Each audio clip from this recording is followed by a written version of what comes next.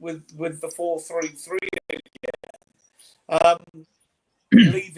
leaving out the inexperienced or less experienced Gray and Bergvall, and bringing in the highly experienced and capable Polina and Bentancur. We'll be talking more about them as well. I don't think we're any different to any other podcast out there, because Friday's show, everyone picked this team in the back four because we're still concerned about Solanke's fitness level. And then we juggled with the fact that I said to him, well, what if we do a PSG and play a back five? And then we throw Dancing in and went with a front two. But but the beauty of it is when we go and play teams now, other teams might do their research on us, and they won't know whether we're going to play a back five or back four.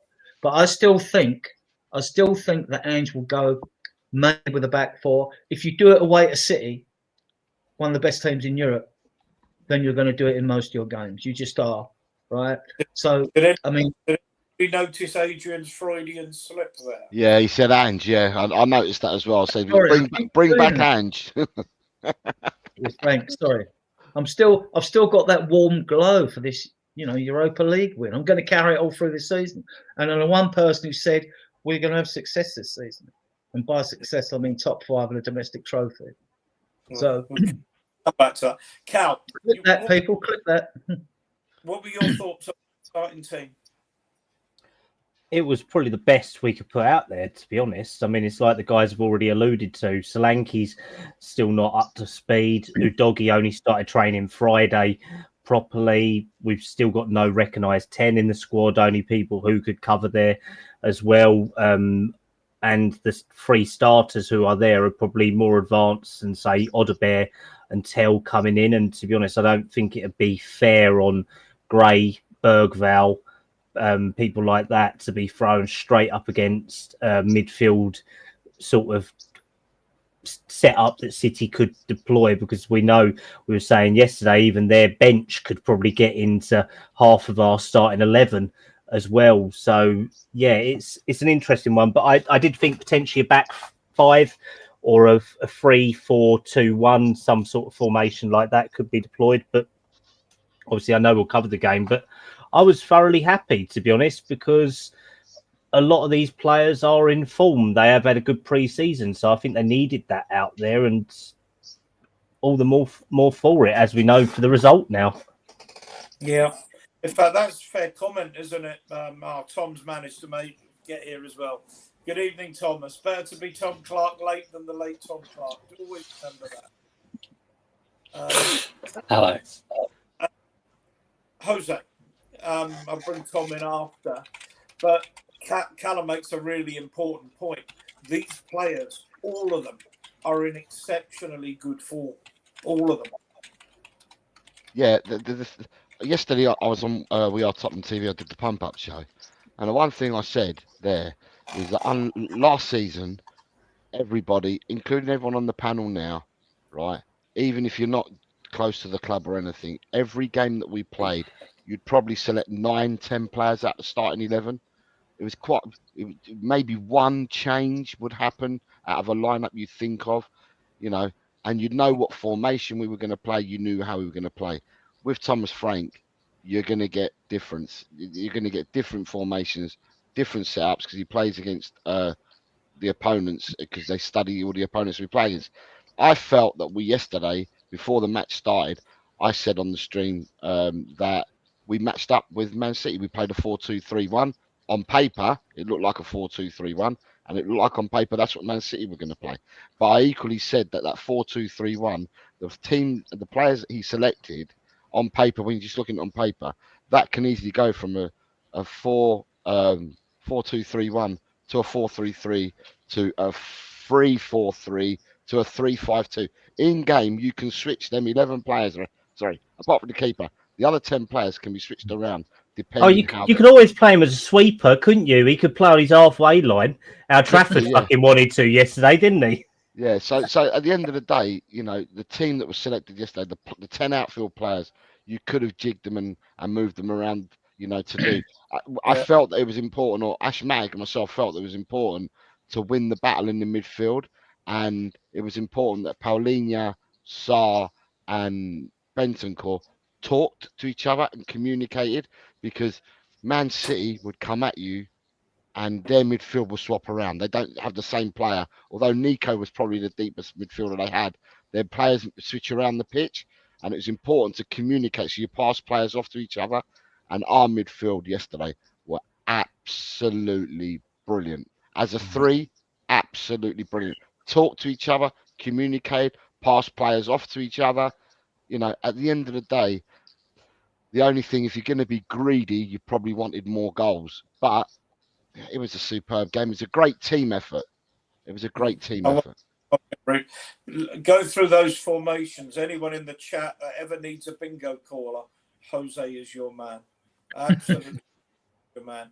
Tom, I mean, talking about formations, I mean, what has intrigued me with the majority of the games we played, other than, I'm trying to think which game we played, Dan went 5 at the back. I'm trying to remember, was that Arsenal or in the PSG game? Did he play against PSG as well? Is that the setup with this is remarkably similar to Ange's setup in a sort of 4-3-3 with sort of 2 holding back, 1 going forward, 2 wide men and a central attacker. Just it's far more effective under Thomas Frank. I mean, there's only a limited amount of formations you can play, right? So, every manager is going to overlap and intertwine in between either playing 4 at the back or a 3 or a 5 at the back, and then you're just limited. So, there is similarities, of course, because the personnel are basically the same. The difference is that it's so much more tactically organised than before. It was a bit under Ange, it was very gun-ho. Like it was, all go and try and score. All try and go and score. That was basically it. And then we'll think about defending later. Whereas this is very much, yes, we want to go and score goals, but we need to make sure we don't concede any. Because if we don't concede any, then scoring 1 is enough. But at the same time, we're still looking to dominate the ball. We're still looking to be attacking and be a presence. It's not like we're just parking the bus and relying on counter attacks. Against City, that was I very much thought against City that we was going to go how we went against PSG, and I think that's how everyone probably thought we were going to go with the 5 at the back. So to see that we then went with 4, that was a little bit alarming at first. But then obviously, to a man, we absolutely outplayed them. And not only in terms of our holding on to the ball and what we created, but just the pressing as well. And although I look, for me, Pat Matasar is not a number 10. However, in a game like that, where you want him higher up the pitch to be able to press their defenders, he can run for days. Like he is just got such an engine on him that he can just press and press and press and press and press. So actually, in that sense, it works really well playing him as that more advanced midfielder. But obviously, against lesser teams where they're not going to have the ball so much, then that's not going to necessarily work. But like I said last week, and to be honest with you, I said it when Andrew was looking like on the ropes in February, March time. I always said Thomas Frank is the manager I wanted us to get. And this is why, because he proved at Brentford that he was so tactically fluid. And that if he was playing 5 at the back or if he was playing 4 at the back, the style of play would stay the same. Like the principles are the same. We might just have slightly different personnel starting in a slightly different position. But it's really great. And the thing for me that's enjoyable is that the players all look united, and I think Ange has to take credit for that. Like we have to, Ange definitely made them a united front. He definitely made them all want to work for each other, and then credit to Thomas Frank that he's come in and not done what a lot of managers want to do when they come in, and that's stamp their own authority over everything and make everything themselves. He's gone, no, this is good. This is working. You're all together. Let's improve it from here with a bit of like tactical nous. So yeah, really good performance, and whatever formation he plays, it looks like the players are going to put 110% effort in, and that's all we can ask as fans, right? I'm going to talk about particularly the midfield because Jose's already raised it, but I did read something on X or somewhere, or maybe on Facebook, that 70% of the world's surface is covered by water, and the rest is covered by Pat Matassar. I just thought that was telling. I thought the 70% was covered by you, Ian. I thought the 70% was covered by you, mate. Careful. I have two buttons, one that can put you into orbit and one that can make you leave the studio. Or maybe just use the nuclear option. But the nuclear option is I go to bed. It's right next to me, mate. I could go to bed. Yeah. Yeah. I know that feeling. Let's just talk about some of the big talking points of the game, and then we'll talk in more general terms about our performance and where players are fitting in and what have you. Callum, I'll leave it to you. We've seen the goal. I'm going to talk about the offside in a minute, but it was a glorious goal, played out of defence, Rishi running through, and once again a fabulous finish by Brennan Johnson.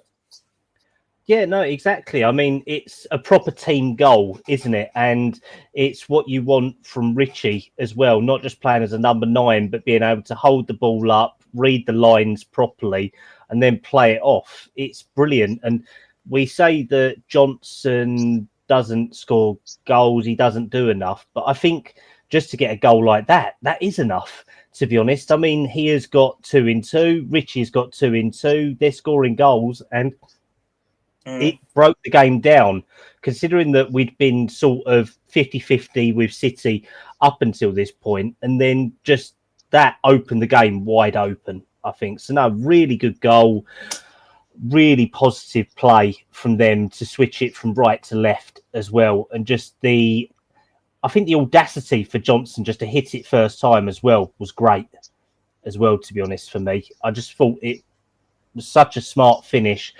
Maybe Trafford could have done better with it, but really, really positive with the play.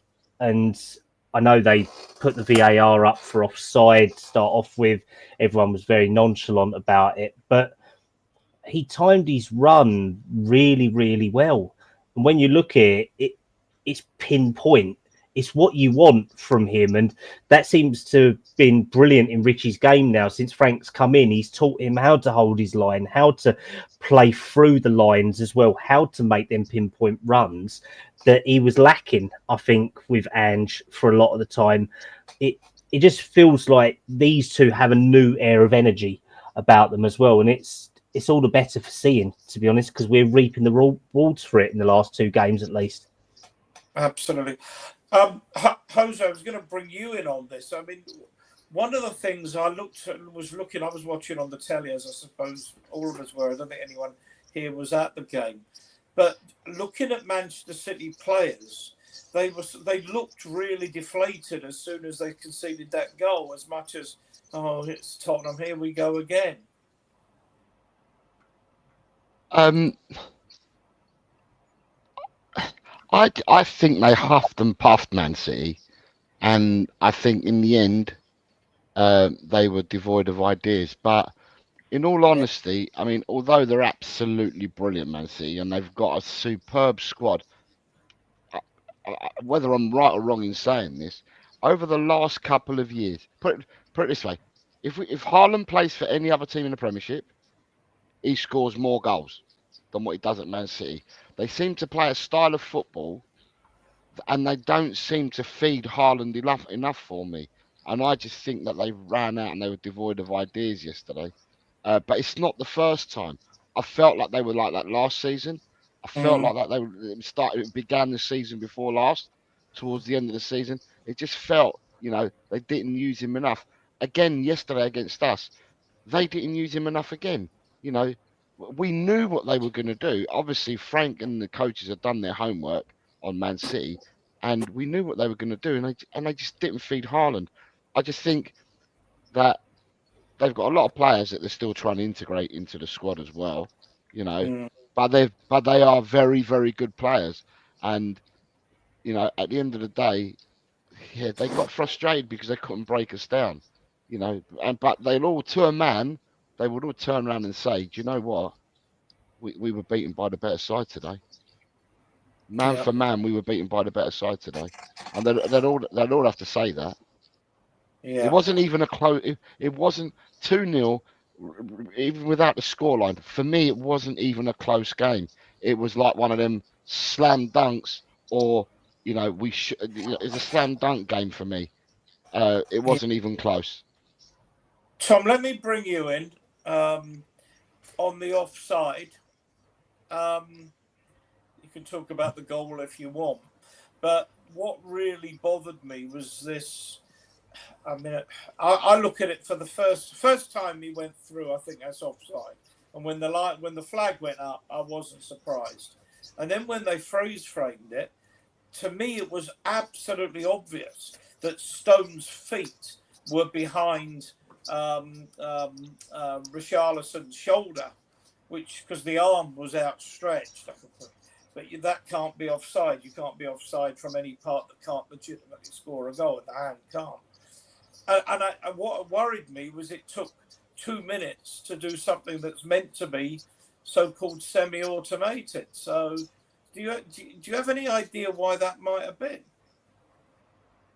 I mean, I'll be honest with you. I was working, so I didn't see the game live, so I didn't realise it took quite so long for them to make that decision. But the semi-automated is by definition semi-automatic, right? So there still has to be an element of human input into this. So even they've said that on the very, very, very close ones, they still might have to draw lines and all of this malarkey and crap. But I think the problem they had initially at one point with our semi-automated system was that it was kind of, the microchip in the football was patented by, I want to say, Adidas. And then obviously for the last few years, Premier League footballs have been Nike. So they couldn't get the microchip, and that's why they couldn't get the semi-automated system in for us. But now it's Pumable, but clearly there's something, I don't know. But yeah, I mean, it's a bit worrying if it's taken that long to make an offside decision. That's quite clear and obvious to see with your thing. I imagine if the team wasn't Man City that we were playing and it was Sunderland or someone like that, that the decision would have been done quite a bit quicker, considering that Trafford probably shouldn't have been on the pitch for the second half. Come But back to, because I know a lot of people, I don't have that view, but that other people do. Adrian, let me bring you in on. We've started to talk about Brennan Johnson, and I called him Marmite Johnson last week because he's a player that a lot of people love to hate, but the reality is he can't stop scoring. I've read on Twitter that Brennan Johnson's worked out that the fullbacks can't defend the far post for 90 minutes. And he just seems to have this knack of getting into the right position. And not only that, being able to finish the work that's done by others setting him up. Well, he has a striker's instinct. I've warmed to him, and he can finish. And he's not a tapping merchant. And credit to that goal also. We see a similar one at Ipswich when Scarlett flicked the ball on. Sarr flicked the ball on for Richarlison. And actually the cross from Richarlison was good. Whether the defender should have got to the ball before him. But the finish, it was exquisite. It was a great finish. This kid can finish from outside the box and all that. He's got it. The biggest grouse for the Spurs fans is like, where's the work rate? Or you don't beat your man on. But he's not a winger. He's an inside forward and he can finish. And as long as he keeps doing that, he's a good squad player. He's not going to play every game, but he's a good squad player. And you can sort of see, and they must see a lot of him in training for him to get his position. I don't like him on the left. I'll be honest, I've said it. he's not a left winger. He's only Mm. beaten man twice, I think, in pre-season in the games that we've seen so far. But he is obviously a talent. He's one of those like, and we can't, as fans, we can't quite see it. Last season's 18 goals, for example. I mean, if you hadn't got the 18 goals, it would have been very much more toxic than it has been abandoned by sections of our fan base. But if he'd applied work rate last season and got 18 goals, they'd think a bit differently. And I think he took a lot of flack because although he got 18 goals, he's just another target to fire at when you finish 17th in the league. So I try to be fair and balanced about all aspects of our club. And I am a positive person by nature anyway. But I think this kid's even got a higher ceiling. I'd like to see him play through the middle. And we may see him do that. You don't necessarily have to play with 2 number 9s. On the continent, they don't. They usually play with quicksilver forwards, right? So, and he's got pace. He is very fast, but we haven't seen him use his pace to go past players. But he's looking a player. He started off where he, left off last season. I mean, I'm growing. I like this kid a lot. Let me bring Jose in on that because you were talking, your numbers and formations. I mean, if you were playing a 3-5-2 or a 5-3-2, Brennan Johnson with a sort of free role alongside a Richarlison or a Solanke actually poses a lot of attacking threat.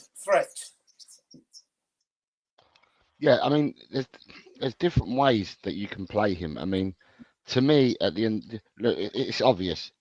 Whatever we bought him for at the club to be a touchline winger, he is not a touchline winger.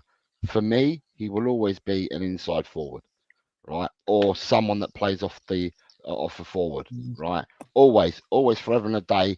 I remember his days at Forest, and that's the way he played at Forest. That's the way he plays for Wales. The way that Tottenham used him last season was totally different, and the season before was totally different. However, in the system that Thomas Frank coaches, what I have noticed about Brennan Johnson is that he's a team player. He's defending ethic. You can see that he gets back to defend. He's not just hanging about at the top end of the pitch.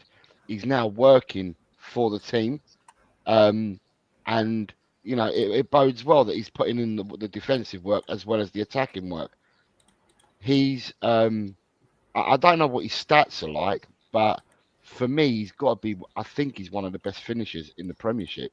So when you look at the amount of chances that he gets to conversion, I would have thought that his chances to conversion are pretty high because he just takes them, one touch and scores goals. Yeah. And it's not the first time. What he did yesterday, it's not the first time.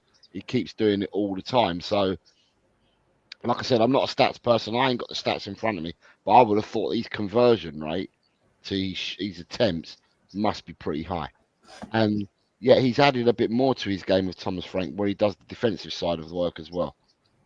And that's good to see because that's what we need. Yesterday, it wasn't about individuals for me, Ian. Yesterday, it was a team. It was a collective effort yesterday. And Johnson, his goal was part of that collective, but his defending and his off the ball work was part of that teamwork as well. So at the end of the day, long may it continue. Yeah. Carl, let's bring you in on the second goal. 45+2, Palhinha, great pressing. I mean, that was the kind of goal that we were going mad when last season, when Ange's teams were, to use a technical term, pissing about at the back and giving the ball away easily. And we absolutely did to Manchester City what other teams were trying to do to us yesterday. And I mean, they really were all at sea, all of them, in the back four there. Yeah, to be honest, I mean, I thought we was playing a game of ping pong with them in the box. I'm not going to lie, or a game of ping pong. It was going backwards, forwards. It was all over the place. But the fact that we've managed to force Man City into that mistake shows how high Frank has them pressing when out of possession, which is great. I mean, it's what we want. We want front.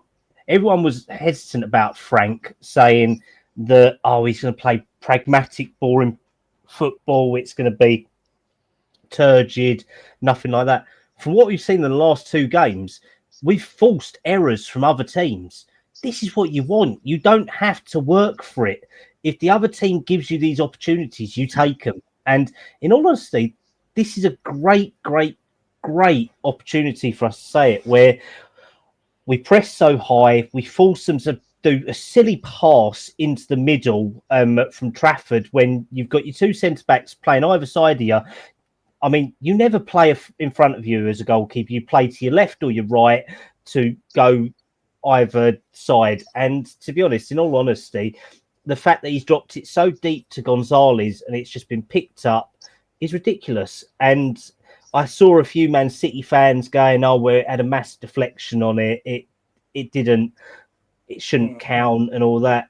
I really don't care, in all honesty, because literally, Paulinia's finish is great. I mean, you know me, I've been sceptical about him, but I mean, from what I've seen of him, very positive signing. Won't say great signing, but a very positive signing. And the fact that Richie once again is involved in that goal and doing that, and I believe was it Sarr who was the first man who picked it up from Gonzalez's weak pass as well. I mean, literally, what can you do? I mean, you can't. That's what you want, everyone involved. And it was a great, great finish as well. And it put us 2-0 up just before half time, which made, I think, Frank's job a little bit easier as well, to say the least.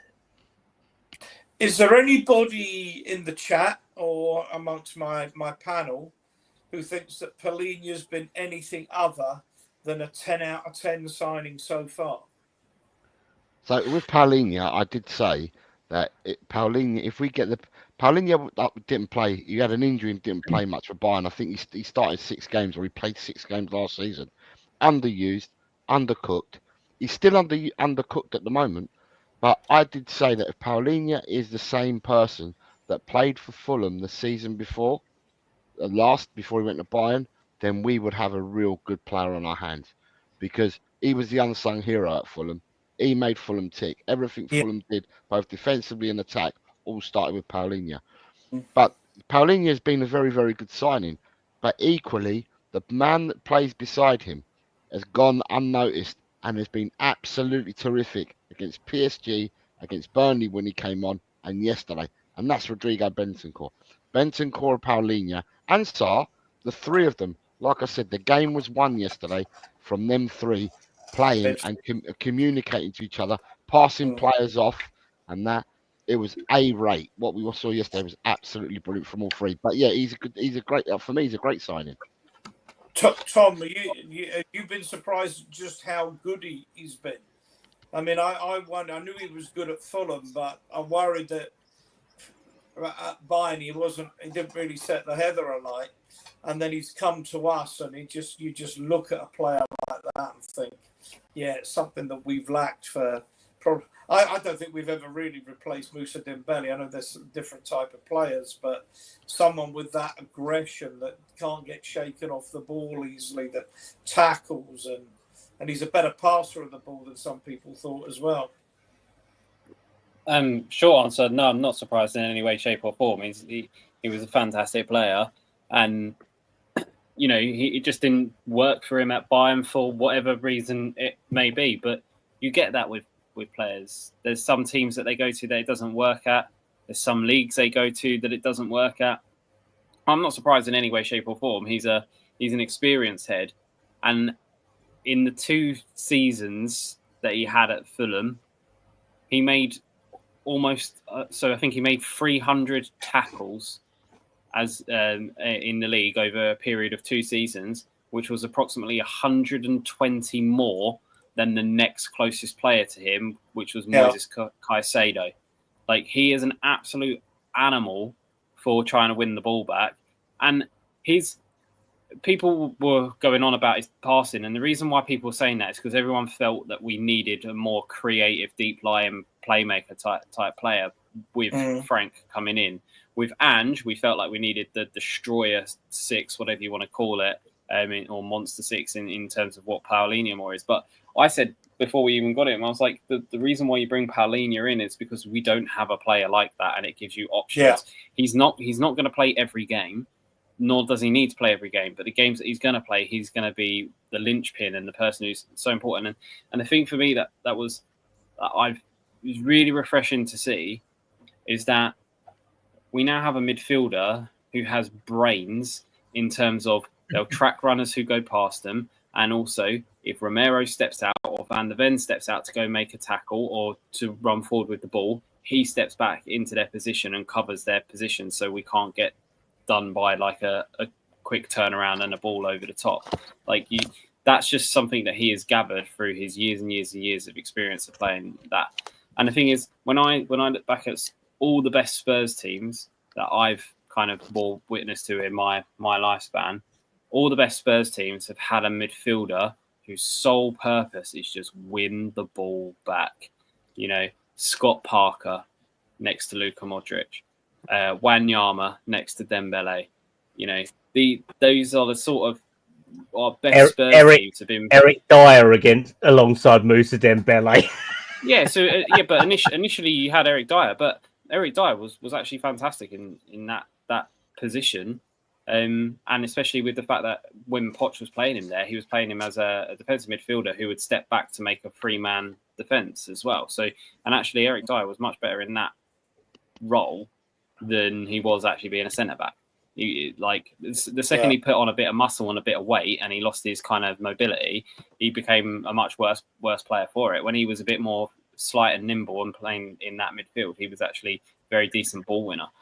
But there's a reason why we brought Wanyama in to upgrade on Eric Dyer in that position. And we played our best football when we had Wanyama in the team. We played our best football when we had Scott Parker in the team. And their job was purely win the ball back, give it to someone else. And Paulinho can win the ball back, but he can also pick out a pass as well. He's not the best passer in the world, but he can pick out those long switch balls, which is going to be really important. Yeah. Yeah. Before I bring Adrian in, I'll ask you one question because you alluded to it a couple of minutes ago when you were speaking. Bournemouth, is that the sort of game you maybe bring in a Bergvall or a Gray rather than playing Paulinho?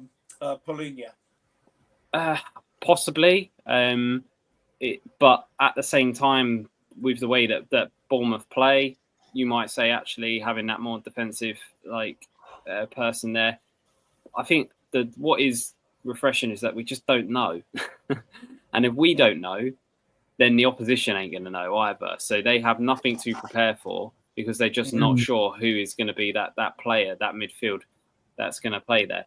But there is definitely going to be games that we play this season where we're not going to need Paulinho starting in the midfield, and you can look at using Bergvall and Bentancur, or even playing Sarr and Bergvall with if we get this creative number 10 in. Stuff like that. So we just have with Paulinho there, we have a lot of options, and the best thing about Paulinho there is that it's completely unlocked Bentancur, because Bentancur doesn't have to worry about being the defensive guy that's worrying about things happening behind him. He can just be a guy who gets on the ball, can take on a man, lay it off, and you're just seeing a complete different Bentancur with that solid person next to him. You'll be making me say when Bentancur plays well, Spurs play well thing in a minute, but I'm going to keep saying it until everybody gets it. Adrian, Tom mentioned this earlier, so I'll go around the panel the other way, anti-clockwise on this. A lot of controversy whether Trafford arguably committed 2 red card offences. First, one handball, and secondly, coming out and blocking, taking out Sarr. How did you see it?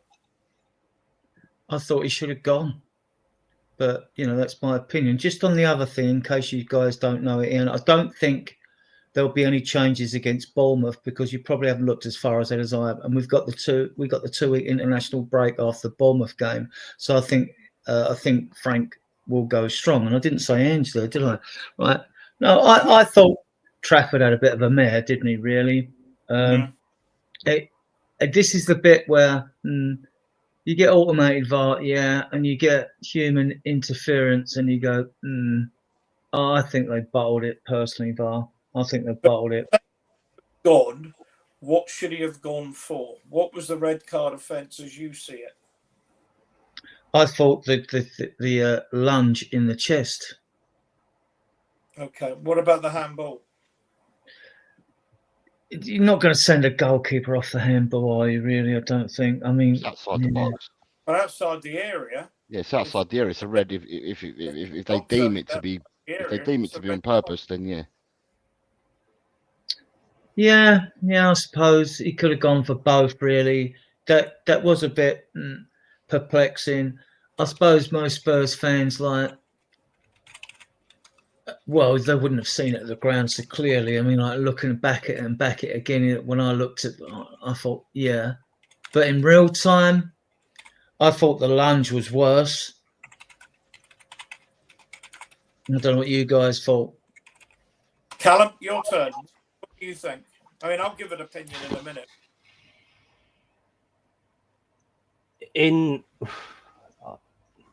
I just thought it just showed a rash young keeper, to be honest. It was reckless. I mean, the fact that he committed 2 at least cardable offences in the matter of 2 seconds. So I honestly don't know, but I think that he probably should have been sent off for the high leg challenge, but I don't think the handball element, because it kind of rolled up his arm, if you get what I mean. I've seen these stupid rulings for it. So I don't know, maybe that, but if we say that he should have been sent off, then we'd have had Ederson by that time, wouldn't we? And it might not have been much better. So it's small margins, and to be honest, it's one of them where I don't think it would have made much difference to us. Yeah, I'd say red card for the high knee challenge, but debatable on the handball. Jose? I thought he could have gone for both. I didn't know what VAR were doing. I don't even know where VAR checked for both. It happened all so quickly, and it was just dismissed ever so quickly as well. So, at the end of the day, you got to play to the whistle, as they say, Ian. And we played to the whistle. There was no red card. There was no foul. There was no foul play. There was nothing at all. So, Yeah. Tom?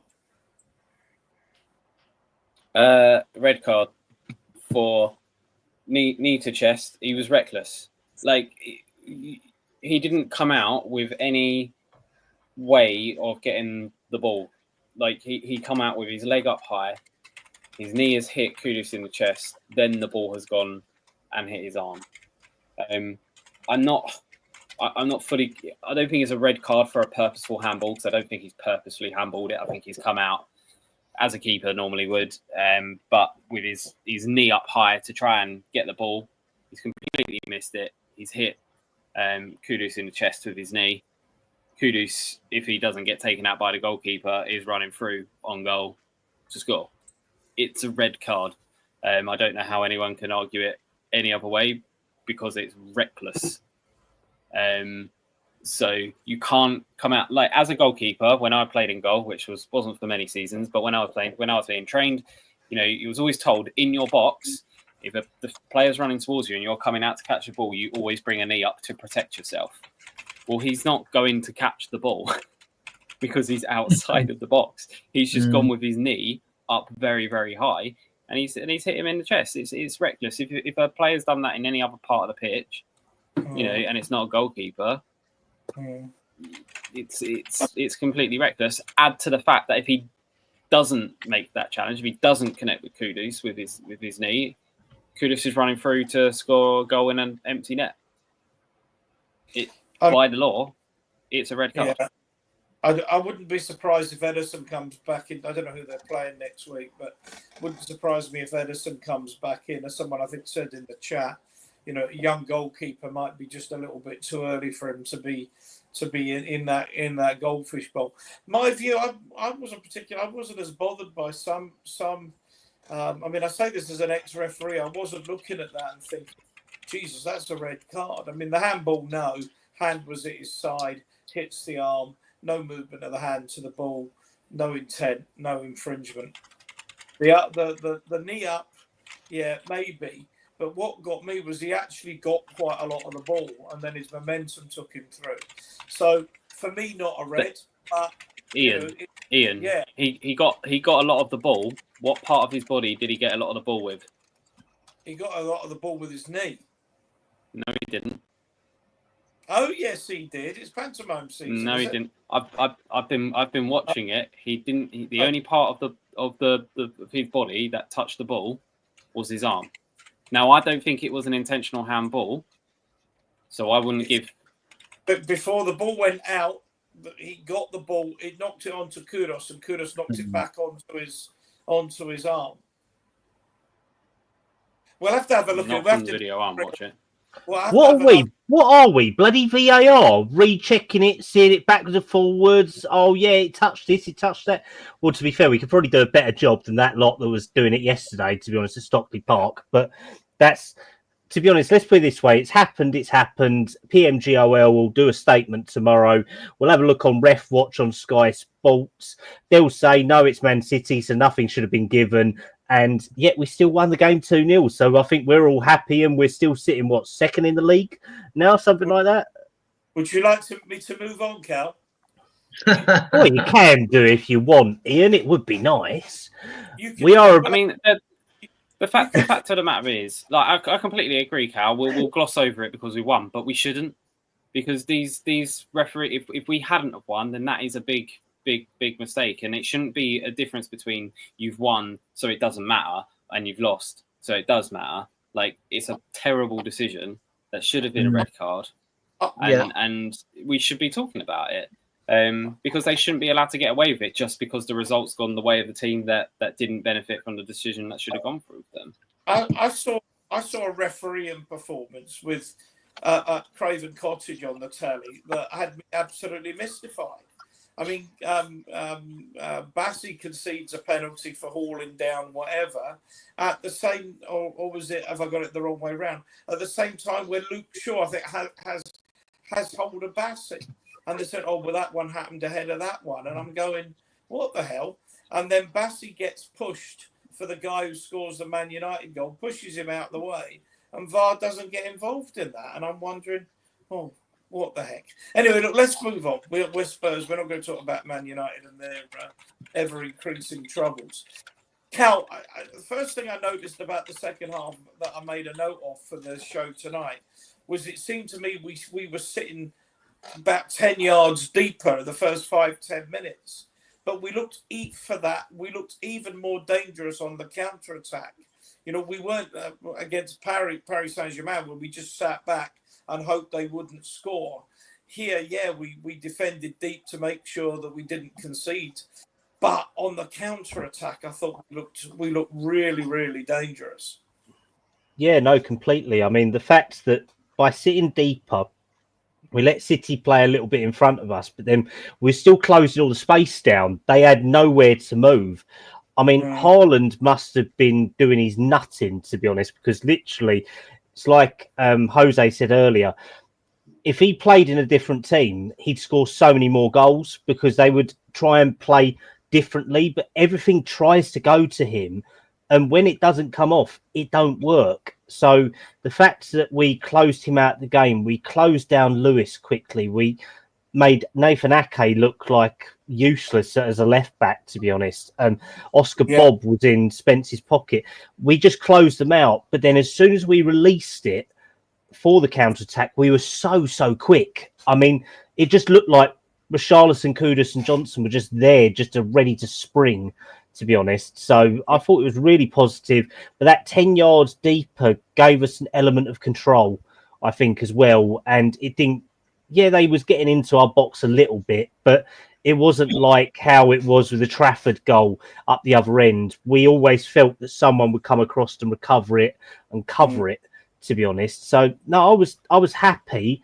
and it kind of summed it up. I don't know whether anyone saw Frank's half-time interview with TNT that he did in the tunnel, saying that he told the players to be brave, to go out there, continue playing as they were.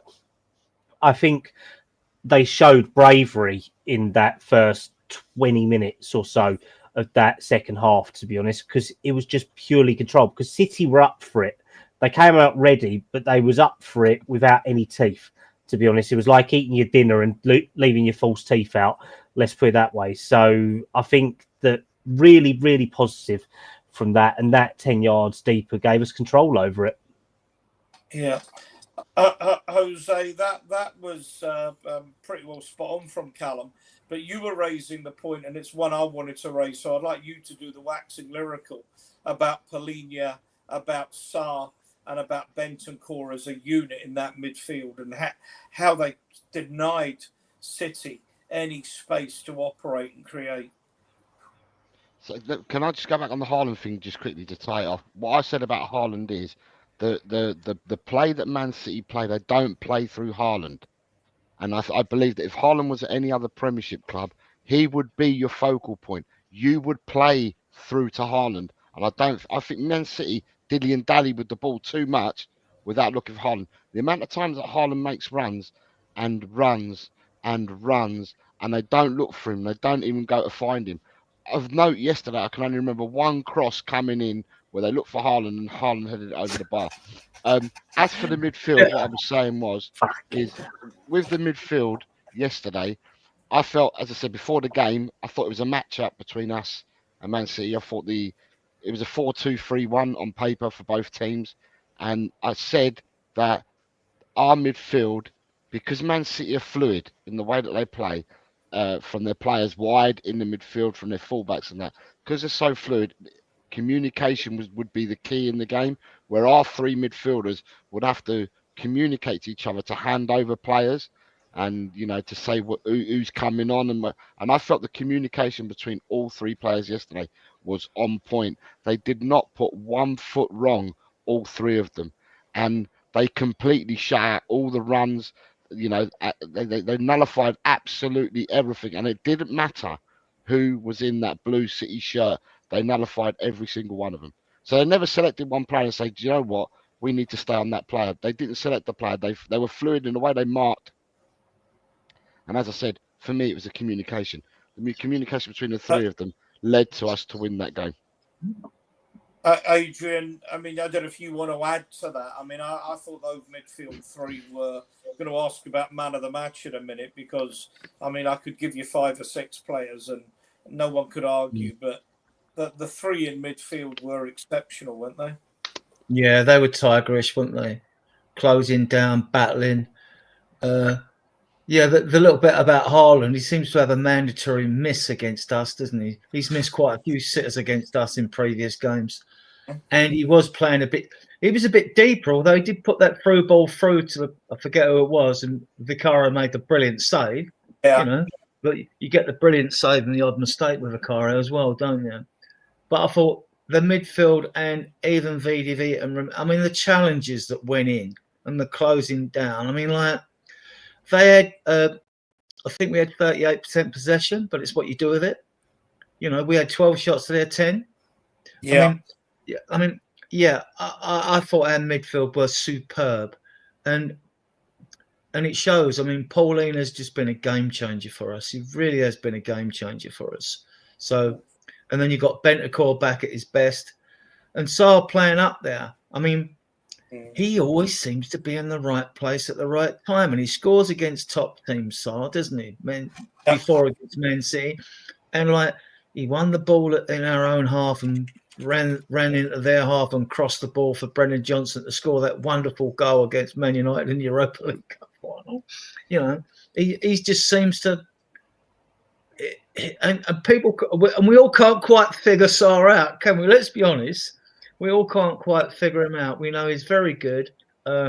He's 22. Is he? He's not 23 yet, is he? This is, I think, half the problem. I'm not sure on that. I'm not sure on his age at the moment. Not the time. but people are expecting some of these 18, 19, 20-year-olds to play with the maturity of a Palhinha, at the age of 30 or whatever. And I mean, I think what we're starting to see is Saab has got a manager who believes in him. He's playing a role. He's as fit. I mean, I don't know. I mean, he just runs and runs and runs. We've got to start thinking. I mean, fans are still seem to be locked in like, a first 11, a first 11. It's a squad game, right? It should be a first 18, really, about 18 players. You're never going to keep 25 excellent players like happy. And he's a very good squad player. Very good squad player.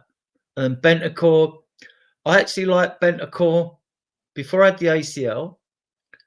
When we went to Chelsea and he scored, I think, and I used to like the Bentancur that dragged us up the pitch, because every time he got the ball, we're at home or away, I was all expecting, right, we're going to drive up the pitch now. Now, I don't think the ACLs affect him as much as it would like a Michael Owen or a fast player who might use half a yard or a yard of space. Because he hasn't got to have that pace in midfield. It was noticeable against Burnley that even though he come on a sub, suddenly everything was calm to get us out. If you're nervous, even though you're 3-0 up or whatever, that you're not going to get across the line, he was just a calming influence when he came on. I think he's a fantastic player, and I think he's shown he's getting back to his best. And pace is not a question with him. It's not as though like it would affect him as much as it would a very rapid winger.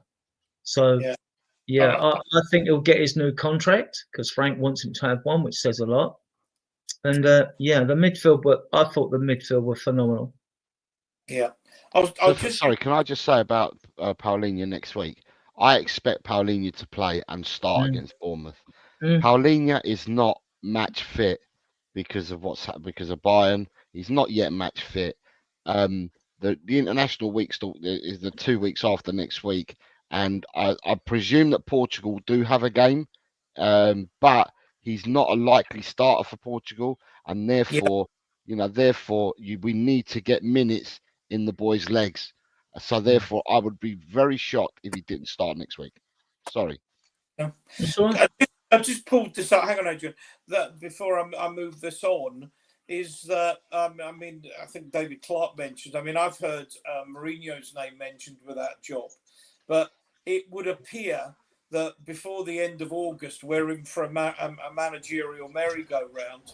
That Nuno is gonna leave Forest.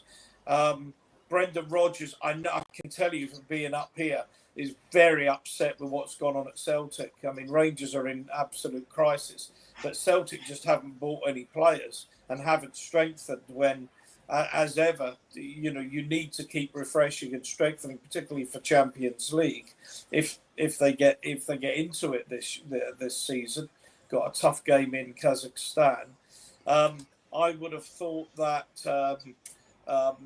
Potter's future at West Ham would be in some doubt as well. In fact, Nuno, I think, would be a great choice to go to West Ham. I think he'd tighten them up because they're absolutely all over the place defensively. But it's just to raise that because I think it's crazy. We're not 2 matches into the season, and we're already, we might be 2 managers down, 10% of the managers out of work. But anyway, sorry, just a point. I don't know if anyone wants to add to that before. I think that West Ham have got even bigger problems, and it doesn't matter whether it's Graham Potter at the helm or anybody else. The Sullivan Gold saga that's going on there, West Ham have got even bigger problems. The fact that they're not even going in and not buying players and that nobody wants to go to the club. You've got players that don't want to play. You've got players that want to leave the club. They are an absolute shipwreck at the moment. We're going to talk about one of them during.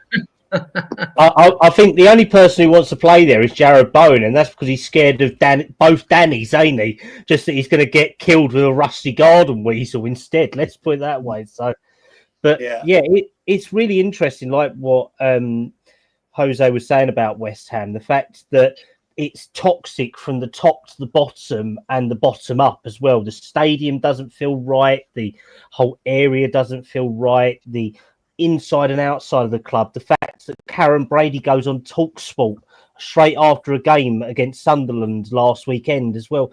What does that say to you that they're just talking out their arse? I mean, I know we all complain about Spurs not communicating, but I'd rather us not communicate than just spout crap, if you get what I mean. But the fact that this is going to have a knock-on effect, Graham Potter will get sacked, Nuno will leave, Ange may come in, Rodgers will come in. How have we got a manager merry-go-round already that's going to cover at least 2 countries, maybe even 3? The fact that it could, even Jose's name being dropped in there, out in bloody Turkey as well. I mean, this is how you always get 4 or 5 managers sacked before Christmas. That happens every season because you've got those in the relegation zone. On the Nuno thing, Ian, we'll have all seen when Marinakis walked on the pitch to berate his manager. If I'm manager of any club like that, I'm going. I'm done now. You don't do that in front of the whole crowd for me. And then he's come out and made his little speech. And so he's going to go, but he's leveraging his way out, so he gets leveraged out and he gets his big payoff, right? And I think if Marinakis is going to keep behaving the way he is, not just with their transfer and all that, then like no one's going to want to go and manage Forest. They're not going to work under those sort of extremes. The thing is, though, Adrian, with Forest, I know, Ian, you want to move on just quickly. It's not actually between Marinakis and Nuno. It's actually between Nuno and Edu. Edu's the new director of football operations and recruitment chief. They've gone, whereas last year, Nuno had a say on all the signings. Now it looks like how West Ham did with their model, where Forest are buying the players for the manager to use. It's not the manager says, I want these players. It's no, the club are buying them, you'll use them, sort of thing. There's a lot of players that apparently they've bought this summer that Nuno didn't want or has not wanted. And Douglas Luiz apparently is one of them. And he's That's just the continental way. That's always happened at Barcelona and Real Madrid, and it's the continental system. Well, Nuno should know that before he takes the job.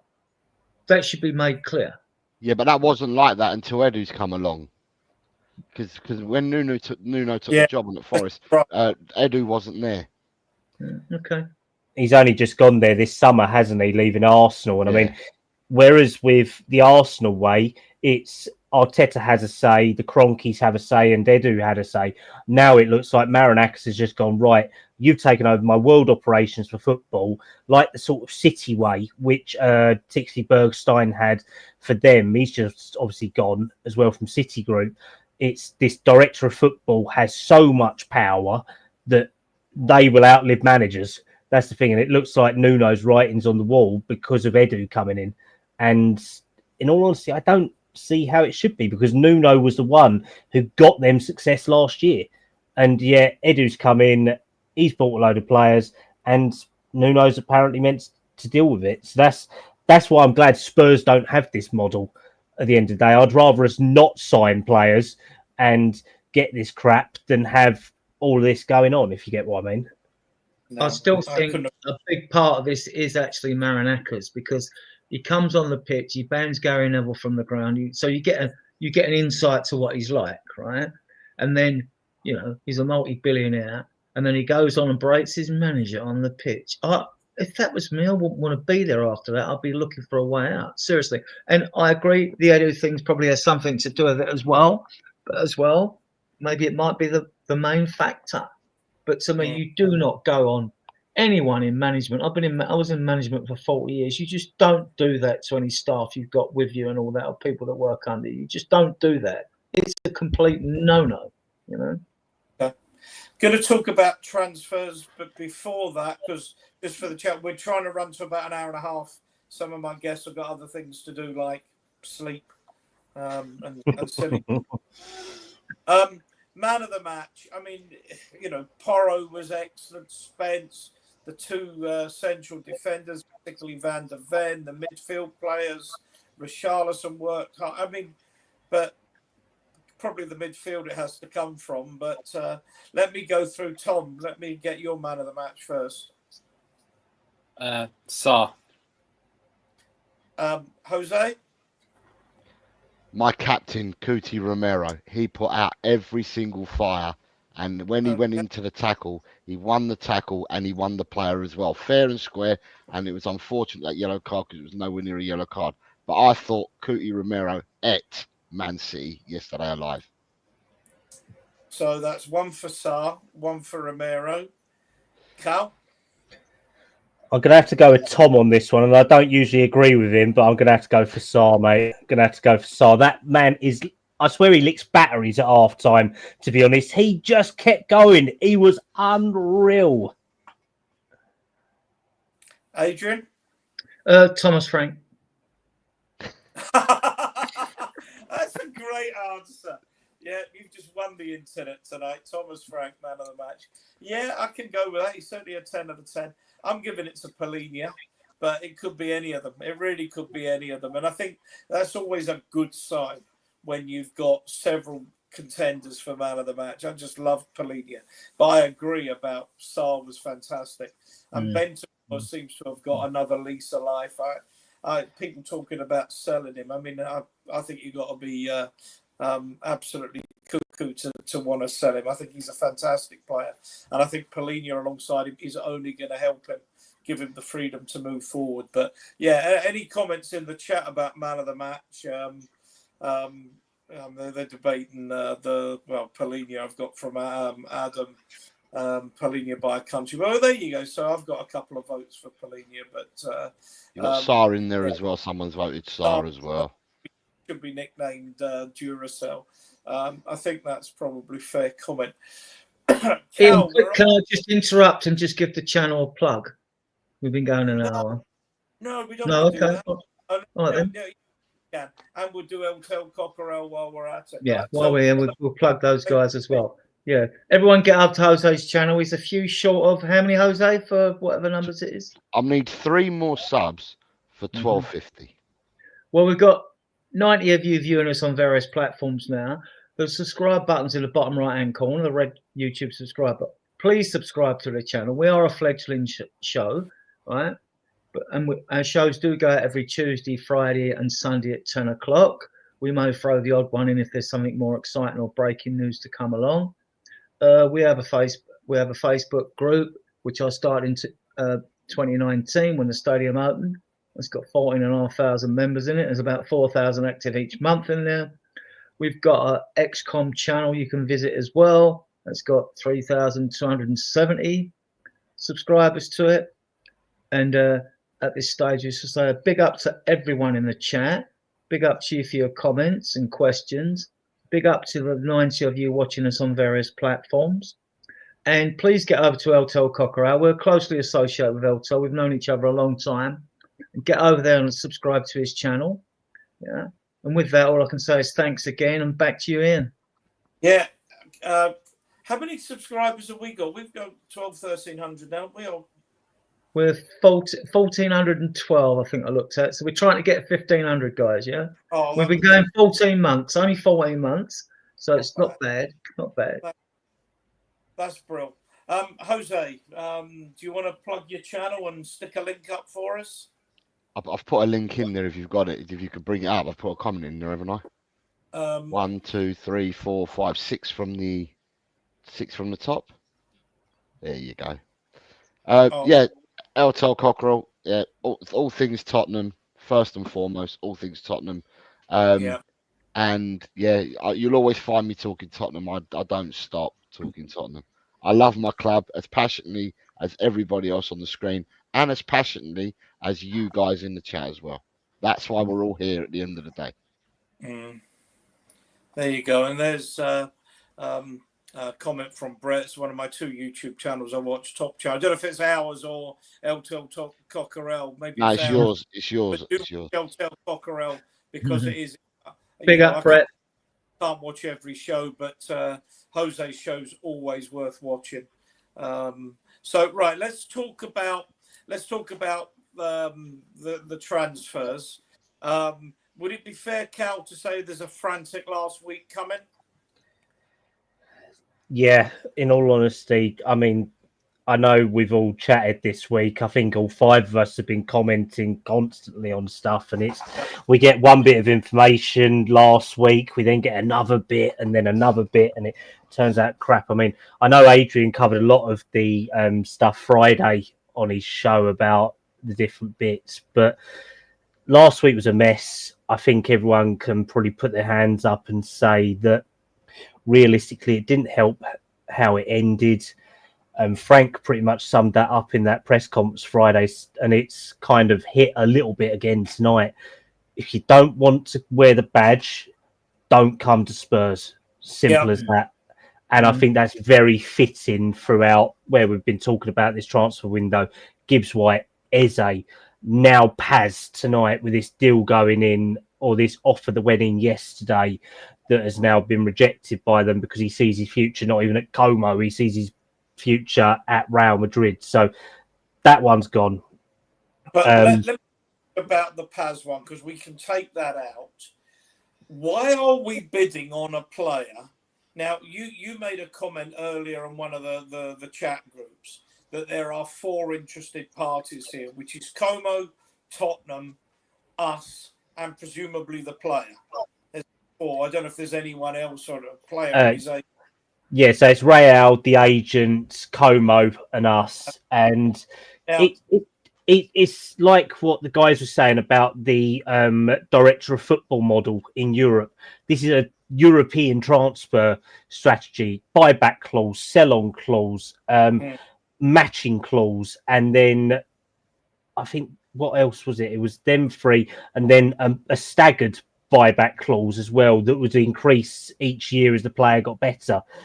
It's a minefield, and the fact that we are going for these is quite concerning, and it's got Paratici's name written all over this strategy, to be honest, because a lot of these players would be who he's looked at in Europe. But the fact, if you go for someone who has that many clubs involved, you start this weeks ago. You don't just do it a week before the end of the transfer window, do you? It just screams panic. But it screams to me about someone has really not engaged their brain before they've engaged their telephone or their keyboard, in terms of saying, what is the model that allows this to work? Given that Madrid have got a buyback at next season of, it's probably this one's expired, I don't know, 9 million euros. The player probably wants to go to Madrid, back to Madrid. Where is the logic? We offer apparently 70 million euros that's rejected. Because if Como take that, Madrid can match it. But why would they match it when they can get the boy back next season for 10 million euros? Or they then have to pay 35 million.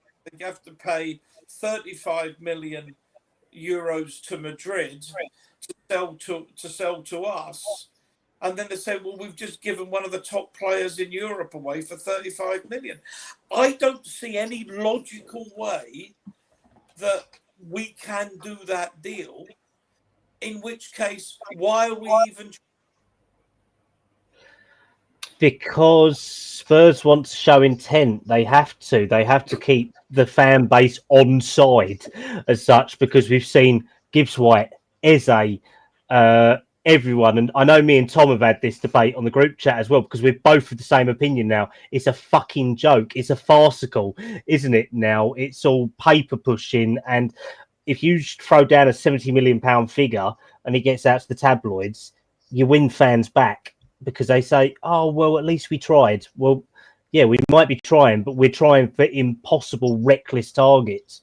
Now, if we did this at the start of June, I might understand it, because then at least we've shown intent. But now we are wasting time. And if you're a club, you do your due diligence. This just screams that you haven't, because if we're talking that we've got to speak to Real Madrid, speak to Como, speak to the agent, and then we've then got to get ourselves sort of sorted, it doesn't work. And any deal with sort of Real Madrid or Barcelona buyback clauses in, if you're a sane and stable club, you steer clear of them, because they obviously value the player. They know what there could be in the future. Why would you do it? It just screams no sense because they can trigger a clause, and one way or another, these clubs will still get money out of it. And if they've already got this plan with Como in place, then surely we must have asked about it. We must have known about it, and it just makes no sense. In all honesty, it seems Can like I ask you a question, Callum? Yeah, Right. go for it, mate. Is there any truth, or is this? It's either going to be truth or it's going to be crap. Because I know you said the thing about it stinks of Paratici. Is there any truth in the rumours that have been circulating in the last few days that I saw that Johan Langer went back to his country for 2 weeks holiday very recently? I honestly don't know that. I know there was a link from last weekend saying that he may have gone away, but then I believe that people saw pictures of him with Vinay and Daniel at the Etihad yesterday. So it all smells kind of ratish, if you get what I mean. I don't think. I don't think even. I'm talking about a few weeks. This was a rumor that circled about a week and a half ago. It's not now. Just come out now. It's about a week and a half ago. It was after the Burnley game, wasn't it? That apparently he got in a taxi and went to Copenhagen or something like that for a couple of days. I don't think that's true, to be honest. Okay. Because when you said Paratici's involved, then I'm thinking. I'm trying to draw the dots in. I'm thinking, no wonder Paratici's got involved when our bloke's gone away. So it's just when you look at how many names have been linked in the last couple of days: Lookman, Savinio, Paqueta, Hincapi, Paz. These are all deals in this. El Canus being another one of them. Akaluche as well. They're all Pellegrini. Yeah, Pellegrini as well. There's 3 to 4 players in each position, and if you start connecting the dots, that's how Paratici's strategy was when he was director of football for us. Like when we went for, I think it was Spence or Emerson Royale, it had Tomiyasu, all of these different people in that position. It all sort of seems to be his playbook. I can't confirm it, but it seems to be his playbook that's going along at the moment. Yeah. Well, I mean, my understanding, let's bring maybe one or two of the others in before we talk about specific names. Tom, I mean, what I was understanding was that particularly with the relationship between Lange and Thomas Frank, that this wasn't a matter of this scattergun approach. We were picking 1 or 2 players. If we couldn't get the 1 or 2 players we wanted, we were just drawing a line under it. Now it just seems to be, football bingo here with just calling out names, calling out numbers in the hope that someone shouts house and we've got a footballer. It's no way to run a business. I mean, it's literally just absolute panic stations, and it's completely and utterly Tottenham Hotspur's own fault. 6 weeks ago now, 6 weeks ago, the whole Morgan Gibbs White thing fell through. I think might be 5, 6 weeks ago, the whole Morgan Gibbs White thing fell through. We then took 2.5 to 3 weeks to then start going for Eze. We took 2.5 weeks to try and make a deal work for Eze. That then fell through, and now we've got 7 days of the window left, and it's suddenly panic, and it's just ridiculous that it's why you be it or not that you okay. Morgan Gibbs White was clearly the player we wanted.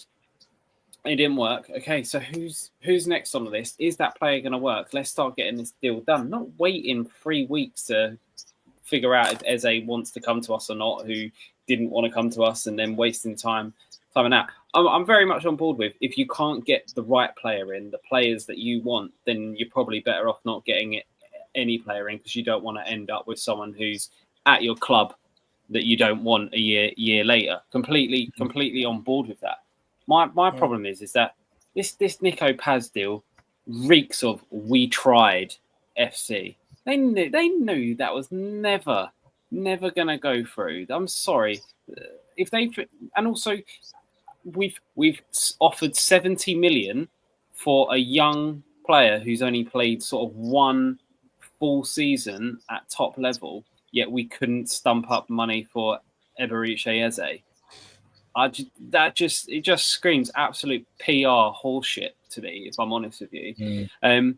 I think it's a case of, oh, we tried for this one, we tried for this one, we tried for this one, we tried for this one. This is the person who said yes to us. Isn't he amazing? He said yes, he's the best one, and that will end up being someone like Elkanous, who actually I think we should get. I think he's a very good player. I would have picked him ahead of probably Nico Paz, and in some respects, I would have picked him above Eze because I think he's a much more suited to the style of number 10 that we need in comparison to Eze. But I felt Eze is such a top player that you take him if you can get him. Anyway, by the by, he's gone to Arsenal, whatever. I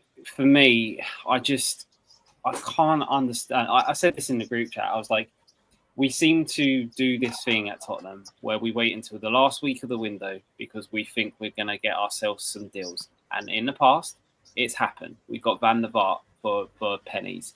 Yeah, we've had the odd one where it's come through and it's been great. You get that bargain through, but what you also line yourself up for is completely panic buying and overpaying and ending up with a Moussa Sissoko for 30 million. Yeah. And we can't. It's just absolutely ridiculous that we've put ourselves in this position where we're now panic spraying offers around. But it like I said, it just to me just screams PR crap that we tried to sign. We tried, rather than actually being serious about it. Adrian, it does, doesn't it? It's absolutely right. But it leads me to say, if I'm the chief executive officer or the chairman of Tottenham Hotspur, I'm saying, what is this football department actually doing that's costing me 10 million a year or whatever in wages? What are they? Well, we don't know, do we? This is the thing, the lack of transparency. And there's a lot about transfers we shouldn't know because otherwise other clubs can bump prices and things like that. The Morgans, Gibbs White and the Eze situation has just been a clusterfuck, hasn't it? You know, it's been shit. But at the same time, our recruitment team should have lists of players, right? From the beginning of the season, not round to now. We got Frank in late, right? And then we got to see who do you like on our list, if you like any of them or not. And if you've got a recruitment team, it's like, let's just go through it. You've got Levy, the final say. You've got Vinny Venkatesham, right? You've got Rob McKenzie, who's a head scout. You've got Max Leggett, who's first team scout. You know, you've got Frank himself, and I forget who's head of strategy and whatever. There is a team there. Now that team should have lists of players. Now, I'm not saying it's about first, second, third, or fourth choice, because I was quite happy. They should be players of similar quality, but you've got a preference over who you actually want to bring in. For example, you don't get Eze. I think Simons would be a good choice, and I wouldn't say it was a second choice either. I think he's quality. I would take him. Actually, I think the only reason I wanted Eze over Simons was because he's homegrown, and we've only got 7 homegrown. Now, but Simons, 23, he actually, I think, would give you more consistency, more energy, right, than an Eze would. Although I think Eze's a fantastic, maverick style of player. Adrian, we could be on here all night talking about the players that we might get in 100 positions. I'm not going to go there. Sorry, can I just say, all I've got to say, and I said this on my show, right? I don't know how long ago it was that Morgan Gibbs White signed the contract at Forest, right? Yeah. But since he signed the contract at Forest have gone out and bought 4 players. Tottenham have bought 0. That shows you how quick we are. That shows you that we have what kind of plans we've got in place. The answers are there. The answers are clear. And like I keep saying to people, the evidence, follow the trail of evidence, and you've got 25 years worth of that evidence. That evidence has now become facts because it's something that's happened in the last 25 years. So you've got factual facts that you can look at of how Tottenham Hotspur operate. We have been known to be a team that leaves it to lastminute.com. Yes, you can say that you get one jewel in the crown in 25 years on the last day, which was Van der Vaart. But how many times have we ended up with duds on the last day as well? More often than not. Callum, let me bring you in on this. because you follow a lot of the same accounts as I do on X, and you've got some personal contacts with some of these people and others. Everything I've been reading over the last 24 hours, particularly since the Manchester City game, which is a bit longer now, is that Silvinho wants Tottenham. We're close on fee. To me, a sensible thing is you either, this is the price, make the offer, it's available for till close of play tonight, and if you don't get the deal, you walk away. But we don't seem to do that. And what worries me is I think, oh, this might get done. It might get done in the morning, and I'm talking shite. But I can just feel this drag until Tuesday, Wednesday, Thursday, and it's still not done. Are you talking Tuesday, the 2nd of September? No. Is that how we're going with that 7 o'clock on bloody deadline day? I mean, to me, this is a classic case. If you can't do this deal, say by 5 o'clock on Wednesday, you walk away from it. I think that's what we should do on all of these deals, to be honest. Yeah. If we know they're all duds, then we don't bloody do them, to be honest, and we don't spend 3 weeks. It's like Jose said, it's like Tom said, I think it's 4 weeks since the Morgan Gibbs White deal, a week nearly now since we were apparently agreeing talks with Eze as well. So, yeah, I think based on the information we've all seen, heard, I've spoken to a couple of different people as well. Apparently, Spurs want Savinho to try and push the deal through from their side. We have people within Spurs who feel confident if their offer goes in. But at the end of the day, we're still competing with the CEO of Man City. We're not competing with a board member. We're not competing with a manager. We're competing with the head of City group in the UK, to be honest. So, I mean, it's an even bigger pain in the arse that's going to get in the way. So, realistically, we need to put in an offer that they cannot refuse. And if they do refuse it, don't put in another one unless they tell you how much it's going to take. Or if they've told us how much it is going to take, we put that offer in and match it now. If not, move on. We go and move for someone, I don't know, Garnacho, Lookman, people like this that are backup options on these hundreds of lists that we've got. If we ain't going to get Savinho, just get rid of it and move on Tuesday. Don't leave it to Wednesday. Don't leave it to Thursday. Callum, what about loans? What about Rodrigo? What about loans for Dani Olmo? What about loans or even Pellegrini? Right? I think's been a fantastic player. He's only on $6 million a year wages. Roma want to offload him. He's 29 years of age, but we bought in Perisic, who wasn't a spring chicken either. I mean, like, what about that? Is there any interest in any of these? Rodrigo's a dead duck. That Spanish tabloid, and to be honest, he's on $300,000 a week, so not going to happen. Realistically, Dani Olmo's the same. I don't see him wanting to leave Barcelona.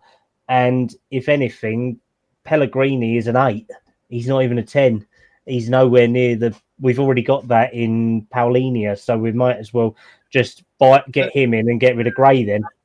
I don't agree that Pellegrini is an 8. He can play anywhere, even on the wing. Even on the wing, I think he's a very versatile footballer, personally. But that's my opinion. But Adrian, seriously, if we're not interested in these players, seriously, I don't see the point in discussing players we're not interested in. True. If the players aren't interested in us, just move on. Yeah. That's that. In all honesty, I wanted to ask you guys this earlier. How many players do you think have actually said no to Spurs this summer? Because I bet it's a lot. In all honesty, I think just from what we've heard publicly, Cunha, Brian Mbeumo, Eze, Morgan Gibbs-White, the intent is there by Spurs, but I think because of the profile we've shown of players that we've signed the last couple of years, I don't think we can compete with these top ones, in all honesty. Not at the moment. And I don't think the Europa League has changed anything for us, just based on what I'm looking at. Because when you get rejected by that many big top players who are not even being targeted by the top clubs, what does that say about us? Unless the club at board level and negotiating level are really fucking about that much. It doesn't look good for us, does it? No, but What about, what about a couple of others? And what about I know? What about Paqueta? What about Xavi Simons? We hear about a Chelsea interest, but they've got shift players. You know. Spurs did Well, approach Simmons, but he said no. He said Okay. that it's Chelsea or he might entertain an option at the end of the window, but then that's us doing our bargain bucket buys on the last day Yeah. of the window. What does that make us look like? It makes it look like Well, panic buying. what It am- looks why like can't Paqueta we out go? for Houston. Did we? Because at the start of the window, we were talking about Cunha, Mbeumo, and Semenyo. We were talking about him. Why can't Mhm. we just go back in for a Semenyo? Or go. Sorry, Sign a not new go back in. contract. Go. Yeah, but you can sign whatever contract you want. If you pay the money, there's a deal to be done. Bournemouth are known. You give them the dosh, Bournemouth sell. You For pay me, 50, 60 million, Bournemouth sell. For me, You've just yeah. answered your own question, Jose. Yeah, well. Give for them me, the money. Yeah, it's not going to happen with Spurs, is it? I love Semenyo, and I think he's proven in the last 2 games how class a player he is. And he definitely, I think, would have fitted the profile for Spurs. Let's put it that way. I don't know how strong their interest was because he signed his contract very quickly, didn't he, at the start of the window? That was about 6-7 weeks ago now. But there was at least tentative talks around him and a very good player. So I wouldn't be surprised if they did consider also looking at him in the future. But like you say, Paqueta is a new name as well that's come out. Apparently, West Ham asked about Biss on Thursday and Friday evening. Paqueta's name was sent in sort of response to them from Spurs, saying what are the conditions of his deal. But Biss would be used as a make weight. It's not, i.e., we give them Biss, they give us Paqueta. It's like, no, it would be Bissouma and money. It would be Bissouma and probably 40 million, I'd say, because what's Biss worth? 10, 15 at the best of times. If he's doing balloons, he probably devalues himself by 5. If he turns up late, he devalues himself by 10. So we might as well just we might as well just pay for the taxi for him to go to East London himself. But I'd say there's definitely we would love Paqueta, wouldn't we? Because of just how much it would fuck up the West Ham fan base, to be honest, as well. And your family, Yeah, Callum. but he's, Oh, very much so, mate. as well as it massively annoying West Ham, he's also a very bloody good player. Like, and there's a reason why Man City were willing to spend 70 million on him like 2 seasons ago. You know, he's obviously had like the betting scandal and all of that stuff. That's all now hopefully sorted itself, and he can get himself back. But he is a very, very good player, and he's one that we definitely should be looking at. Yeah, I mean, if you said to me who I think in the next couple of days we'll hear a lot more on, it'd probably be Savinho, Paqueta, and Hincapié at the moment. Yeah, I mean, please. What about Because- Garnacho? What about Garnacho? Right. What? Pardon? Okay. Sorry. No interest in Garnacho because I think Garnacho. For a lot of players get a bad rap. People say that Rashford had bad. You know, he was toxic and whatever. Aston Villa wanted him, and if they could afford him, they would have bought him this season.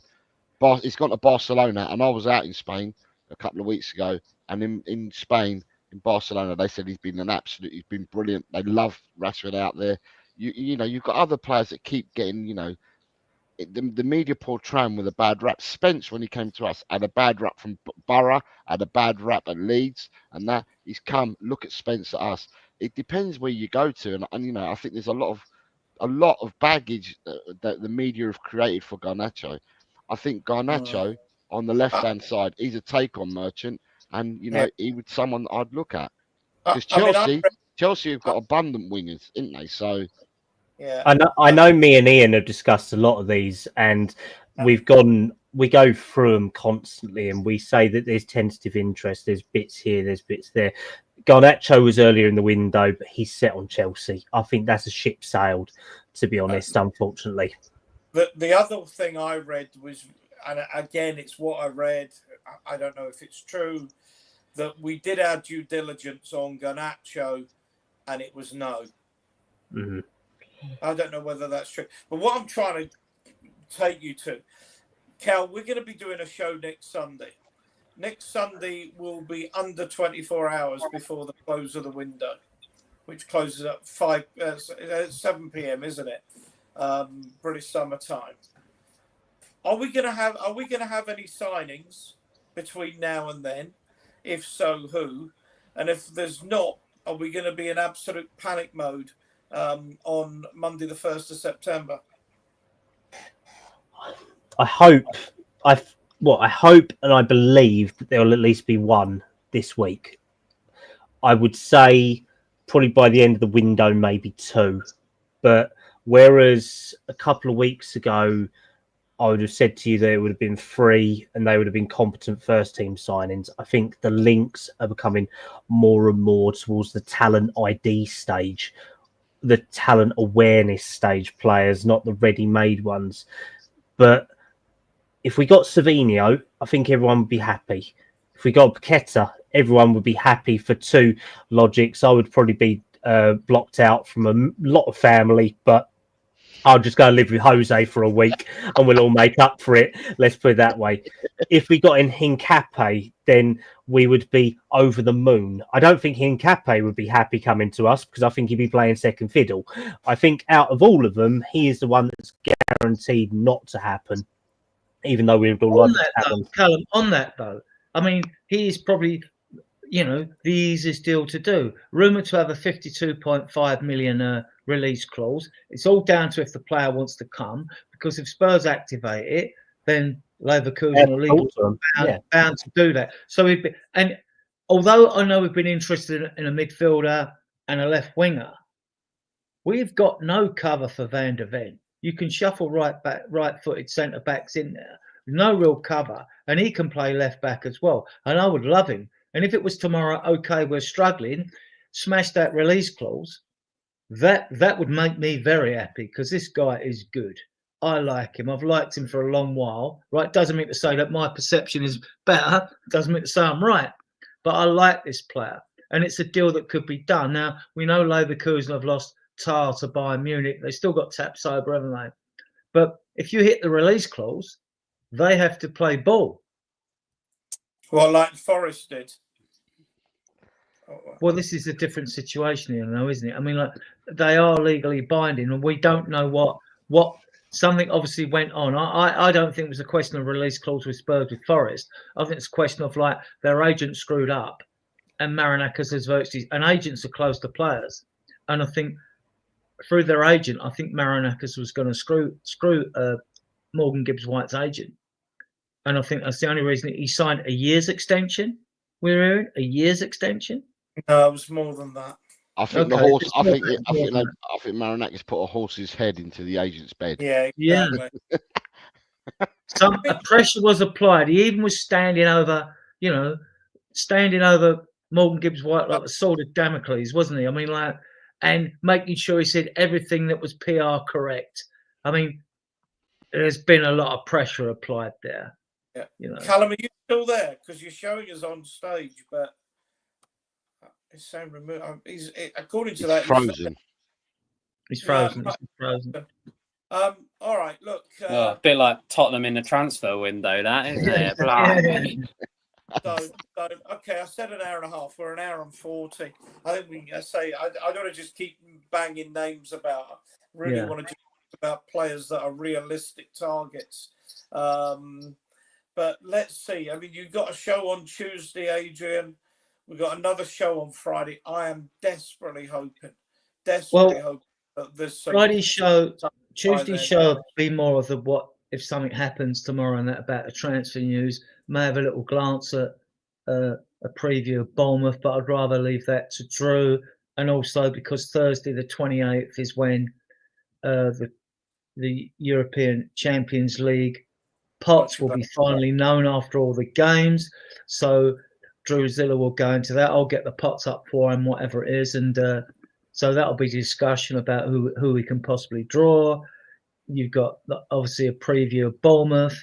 Obviously, you'll be doing post-match Bournemouth Sunday in, and any transfer news as well. Then the transfer window ends on the Monday. So you might have more transfer news to talk about Sunday as well. So things are like coming to the bowl quite nicely.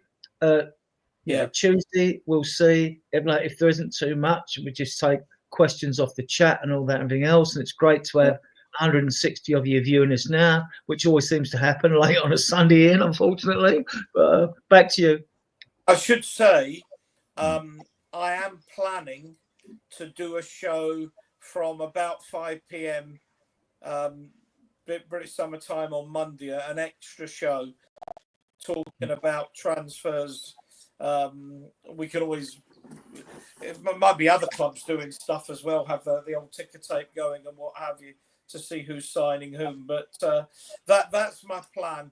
But we will see. But I think it's going to be interesting. But it is, this lastminute.com. I would love it if we got to a week before the end of the transfer window, and we came out and said that's our work done. We're finished. We're done. No ins, no outs. The frustrating thing is, Ian. Yeah. The frustrating thing is, at one point, it actually looked like we might have had that transfer window when we signed Kudus, and then the next day we're banging in the release clause for Morgan Gibbs White. That's, I think, where the frustration with this window is, because of what we've missed out on. We're forgetting that we have actually signed a phenomenal player in Kudus, and a really great loan signing in Paulinho and stuff as well. Yeah. Fucking Brett. Yeah. Get that yellow tie out, won't you? Tom, Romero signed a 4-year contract. Yeah, Romero signed a contract. Like, there's been a lot of positives from this transfer window. We just, I think we're just so close to being able to actually build a decent squad. That means that in future transfer windows, we're not trying to buy 4 or 5 players. We're just trying to buy 1. We're just trying to buy 2. Yeah. Like that's the frustrating thing, is we're so close to that. And if we don't do it now, then the next transfer window we have to buy 4 or 5, and the transfer window after that 4 or 5. Whereas we could, if we just get it sorted now, be in a position where we could actually. Mañana, that's the problem, isn't it? Always the same. Right, I think we're going to knock it off there. Eltel Cockerell, tell us where we can get you. I can be found on www.youtube.com at Eltel Cockerell. Eltel Cockerell. Eltel Cockerell. Sí, señor. Senor Callum, apart from on here, you're now part of the furniture here. You're around. We'll get you on Twitter, get you on various places. Yeah, you can find me at Callum Stubbs 97 on X. You can find me on Scarfy Spurs Talks, Park Lane Podcast. You can find me on Facebook as well. My name's on there. You can find me on LinkedIn, and you can find me, God knows where, in North London, where I'll be. Sure, I'll probably be outside Hotspur Way on deadline day, because I know I did it last year. Let's put it that way. So hopefully we shall see. But no, cheers for having me on as always, mate. No, pleasure. Can I have you in this on there? We can do it like Jim White on Sky so I can be, and over to White Hart Lane or over to the training ground. Are you going to send Tom as a camera crew or something like that? Just have him standing there. I've got the fucking bike and he's got a big old boon on his shoulder. That's all we bloody need. Something like that. Tom, anything you want to add before, and I'll let Adrian. Anything you? No. Just obviously I've got my Twitter, which is Tom Spurs TTID. Guys, 130 of you viewing us on various platforms. Get over to Jose Eltel Cockerell. Does some great content over there. Get over there, please. Let's get his numbers up. As far as we're concerned, for those of you that are new here watching us on various platforms, we go out every Tuesday. I host Tuesday's show with Tom in the future. We'll be doing the Champions League when he's more available. He's busy now. He's become a father for the second time. Right?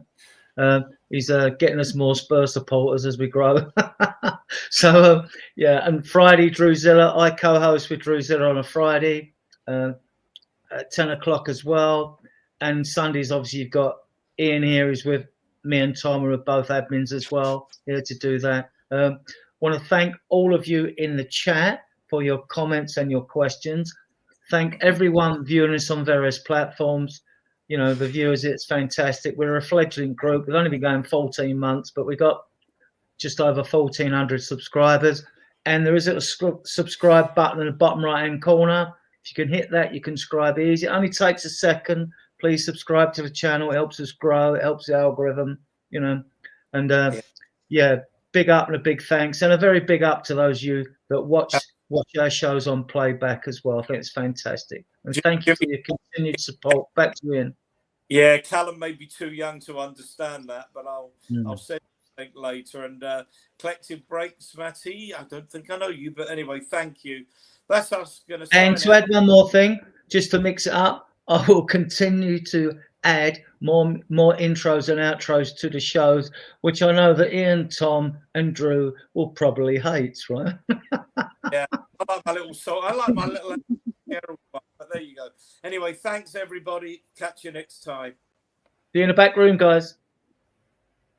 We are Tottenham till we die. We are Tottenham till we die. Spurs die hard, heart and soul. We are Tottenham till we die. We are Tottenham till we die. Spurs die hard, heart and soul. We are Tottenham till we die. We are Tottenham till we die. Spurs die hard, heart and soul. Lily white and navy blue.